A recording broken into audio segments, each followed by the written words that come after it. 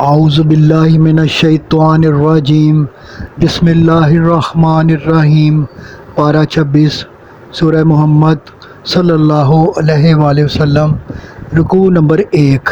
فرمایا، جو لوگ حضور صلی اللہ علیہ وآلہ وسلم کی پیروی کا انکار کرتے ہیں اور اللہ کے بندوں کو دین حق سے منع کرتے ہیں، ان کے تمام اعمال برباد ہو جاتے ہیں، اور یقین کے ساتھ ایمان لانے والوں، نیک کام کرنے والوں کے گناہ اللہ نے معاف فرما دیے۔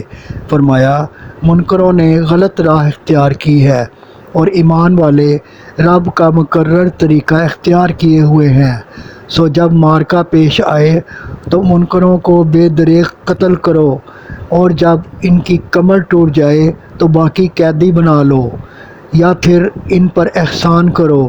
جان لیں کہ جہاد سے اچھوں کی آزمائش ہوتی ہے، اللہ کی مدد کرنے والوں کی اللہ مدد کرے گا اور نہ ماننے والے تباہ ہوں گے۔ فرمایا، دیکھ لو کہ پہلے جو نافرمان ہوئے تباہ و برباد کر دیے گئے۔ فرمایا، اللہ یقین لانے والوں کا رفیق ہے اور منکروں کا کوئی رفیق نہیں۔ رکوع نمبر 2۔ فرمایا کہ منکر دنیا کے سامان سے خوب فائدہ اٹھائیں اور جانوروں کی طرح اندھا دھند کھا پی لیں، آخرت میں انہیں کچھ نہ ملے گا اور جہنم ٹھکانہ ہوگا۔